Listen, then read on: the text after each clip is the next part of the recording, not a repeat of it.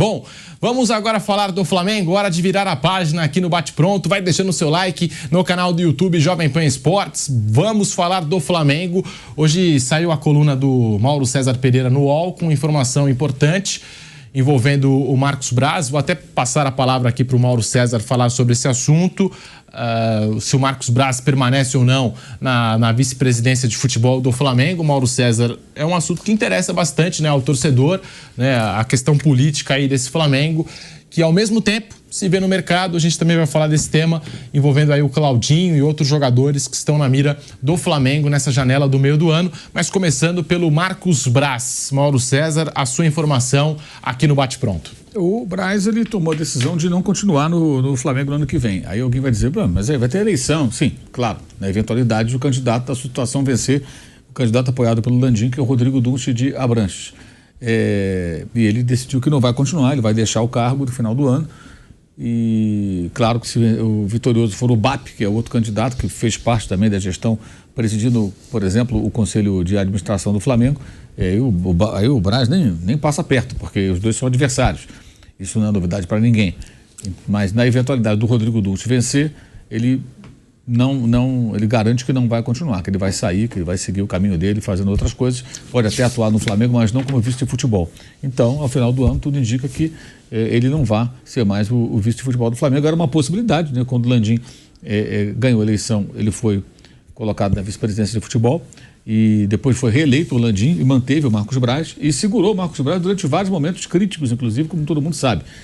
E muitos pedidos da torcida para que saísse. Seria até natural que ele continuasse no cargo, vencendo o Rodrigo Dunst, que é o vice-geral do Landim e é o candidato que o Landim apoia. Mas ele garante que vai sair, que não vai continuar no Flamengo no ano que vem. Muita gente na torcida comemora isso, muita gente acha que é uma estratégia. Não, diz que ele vai sair, porque aí ele saindo, ele tem muita rejeição, isso pode ser bom para o Dunst. Eu não sei, sinceramente, porque uma coisa é a rejeição que o Marcos Braz tem dentro da rede social e na arquibancada. A outra é a eleição do clube, que é um colégio eleitoral pequeno, que eu sinceramente não sei se há essa rejeição ao Marcos Braz, como é que isso funciona, se alguém deixaria de votar no Rodrigo Dunst porque o Braz pode ser o vice de futebol. Fosse assim, não teriam reelegido o Landim, porque o Braz continuou esse tempo todo e ele foi reeleito, com facilidade, inclusive, na última eleição. Então, acho bem discutível isso, se é uma estratégia ou não. A gente traz a informação, a informação é essa. Se tem alguma intenção por trás ou não, aí o tempo é que vai dizer.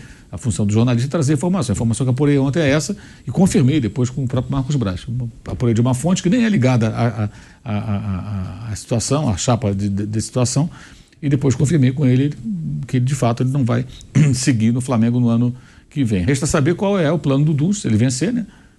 Se vai colocar outro vice de futebol à frente do departamento, um dirigente amador, ou você vai colocar um diretor executivo profissional que toque o barco. O Maurício Gomes de Matos, que é outro candidato, tem em mente colocar um profissional à frente. Ele tem até um nome, né, já escolhido, caso ele ganhe a eleição. Já o BAP também fala em profissionalização do futebol, mas aí vejamos como é que vai ser isso no momento em que ele for presidente, se ele for eleito. Mas aí muita coisa vai acontecer até lá, né? Agora, esses movimentos são movimentos característicos de uma eleição que se aproxima. E tem até agora 3 candidatos e a oposição de verdade não lançou nenhum candidato até o momento, né? Porque não dá para dizer que o BAP, que fez parte da gestão do Landim, ou o Maurício Gomes de Matos, que também foi vice-presidente de consulados e embaixadas, são oposição. Não são oposição propriamente dito, são caras que têm um bom trânsito com o presidente do Flamengo, continuam a ter uma boa relação com ele, apenas o Dunst é apoiado pelo Landim, então os dois lançaram as suas candidaturas porque pretendem presidir o clube. Mas eu diria que é o Landim do B, aí sabe? É uma dissidência ali, Landim do B e Landim do C, do B do 1, do B2, aí do C. São duas chapas que nasceram da costela dessa gestão, né? Porque os caras estavam lá dentro, né?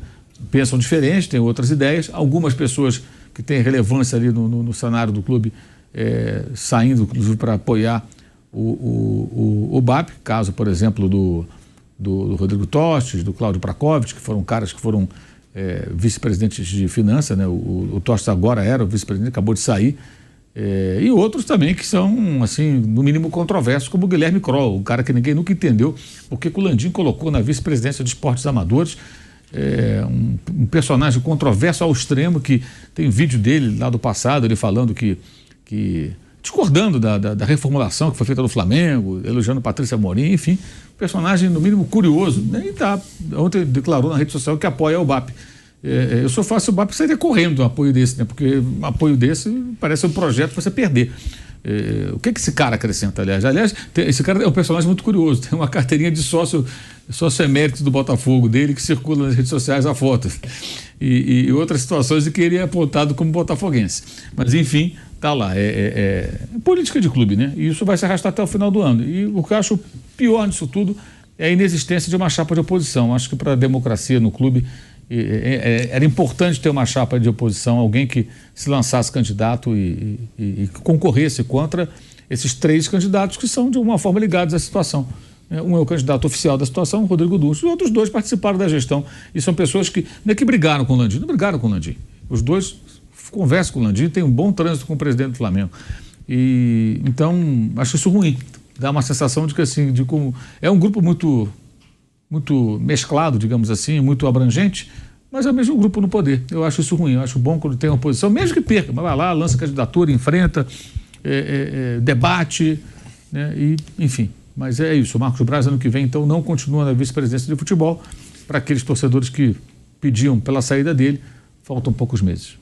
Na eleição da Leila Pereira no Palmeiras, né, até traçando aqui um paralelo, a Leila acabou se elegendo sem um candidato de oposição. Agora, esse ano também é ano político no Palmeiras e a oposição já lançou o nome do Savério Orlandi.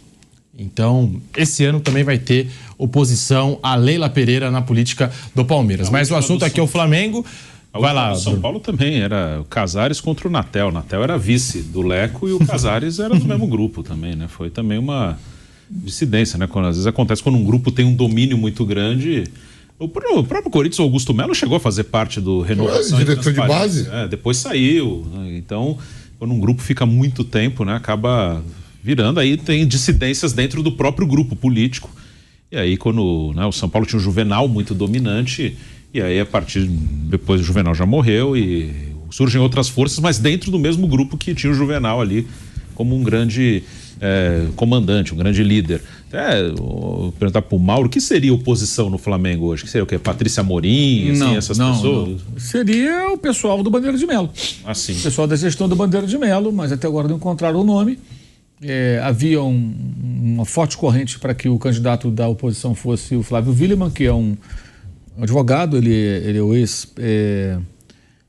vice-presidente jurídico do clube, né? Ele foi um cara até relevante no momento que o Flamengo tinha lá centenas de ações na Justiça do Trabalho e depois conseguiu reduzir isso a um número ínfimo, até a ponto de sair do ato trabalhista, que é o ato trabalhista, o clube fica lá depositando uma grana todo mês, como se fosse uma conta de reserva. À medida que ele vai fazendo acordos ou perde algumas ações, o dinheiro está lá, sai, já paga a pessoa e vai embora. Houve um momento que o Flamengo saiu do ato trabalhista porque não tinha mais volume de ações que justificasse aquele aporte mensal, né? Quando uma ação ou outra vai lá, acertou, paga, acabou, ponto final. E ele foi um cara que participou ativamente dessa gestão, mas há mais ou menos uns 13, 14 dias, até eu trouxe a informação que ele não vai ser candidato à presidência do Flamengo. Ele até quer, de alguma forma, participar da gestão novamente, não sei qual vai ser o candidato que ele vai apoiar, ele ainda não anunciou, mas não como presidente. Isso já tirou a possibilidade de um nome que seria forte para concorrer como oposição. E até agora o pessoal do Soflá está muito parado, que era o grupo ao qual pertence o ex-presidente Eduardo Bandeira de Melo, está muito sumido, muito calado, a oposição do Flamengo está muito devagar. Está muito devagar. Eu acho isso péssimo. Eu acho que o ideal é que o Landim seja confrontado, questionado por suas decisões. Lógico que tem acertos, o Flamengo multiplicou várias vezes as suas receitas, o Flamengo cometeu erros no futebol, mas também ganhou títulos importantes na gestão dele, que participou, inclusive, antes do Bandeira, já era do grupo e tudo mais. Isso tudo aí a gente já explicou várias vezes. Mas tem muitos pontos aí que podem ser questionados, né? História da SAF, como é que vai ser esse projeto do estádio, algumas questões como, por exemplo, quando eles mexeram lá com o sócio de fora do Rio de Janeiro, o pessoal chama de sócio off-Rio, criaram alguns obstáculos, tornando mais difícil a pessoa que mora fora do Rio se associar. O sócio torcedor não pode votar, então você, para ser eleitor do Flamengo, você tem que ser sócio mesmo, não sócio torcedor. E o voto à distância não tem. Então, se você mora aqui em São Paulo, você é rubro-negro, você quer ser sócio do clube e votar, você tem que ir lá votar. Isso é um absurdo, você poderia votar online, né? Sou sócio, pago aqui a mensalidade, sócio, não sócio torcedor, eu não posso ter que ir no Rio para votar. A eleição geralmente é um dia de semana, quer dizer, como é que o cara vai para lá? Complicado. Então, tem vários pontos aí que o Landim pode ser questionado, mas vai ter questionamento? Será? Não sei. Duas chapas que saem encabeçadas por pessoas que participaram da gestão dele. Então, para o clube, acho que é sempre bom ter oposição, para qualquer clube, né? Mas até agora a oposição do Flamengo não conseguiu lançar um nome. Vejamos se vai lançar. Tem tempo ainda para isso, para trabalhar isso, mas me parece que está tanto quanto complicado. É informação, hein? Marcos Braz vai deixar o cargo dele no Flamengo no fim deste ano. Informação trazida pelo Mauro César Pereira aqui na Jovem Pan. Você vai deixando o seu like, ainda falando sobre o Flamengo. Já falamos aqui da política do clube. Agora, mercado da bola, o nome mais falado é o do Claudinho, que tá lá no Zenit. A gente sabe, né, com todas as restrições aí do futebol russo e a gente entende que o Zenit não pode fazer contratações ou negócios com outros clubes ali da Europa. E até por isso, muitas vezes recorreu ao Brasil, até contratou o Arthur aqui do Palmeiras e tudo mais. E parece que está fazendo jogo duro para liberar o Claudinho. Sabe que vai ser difícil contratar outro jogador da mesma qualidade, até por conta dessa impossibilidade que eu citei aqui, devido à guerra com a Ucrânia. Muitos clubes e muitos países já não fazem negócios com a Rússia. Acho que esse é um entrave também, não é, Mauro? E você tem informação nova sobre o Claudinho e esse mercado do Flamengo? O Claudinho segue muito difícil, bem difícil. A informação que eu tive ontem é que segue difícil ao impasse na questão financeira. A gente apura aqui que está difícil, e lá na Rússia o Fábio Aleixo, que é o jornalista brasileiro que mora lá na Rússia, diz a mesma coisa, que da parte dos russos, que eles falam que não tem acordo com o Flamengo ainda. E até o Flamengo já está começando a pensar em alternativas, em outros nomes, não sei quais ainda, mas já pensa em outros nomes diante da dificuldade que já era de se esperar. O Claudinho, gente, ele é titular do time, joga todos os jogos, quer dizer, por que os caras vão vender? Não precisa do dinheiro. É difícil contratar outro jogador para a posição. Os russos estão isolados ali, né? Consegue contratar jogador sérvio e tal, como o caso do Illich, né? Até fui ver, estão trazendo, mas é uma posição um pouco mais atrás. Um meia como o Claudinho, que chega, que faz gols, eles vão vender para quê? Claro, o jogador pode pressionar para sair, mas eles podem dizer não, você pode pressionar, você tem um contrato, não vou te vender. Você assinou um contrato, você vai cumprir seu contrato. E vai ter que cumprir. O Wendel também tentou sair, forçou uma barra, não saiu, ficou. Acabou ganhando um contrato melhor, parece que renovou e tal ano passado, mas ficou lá.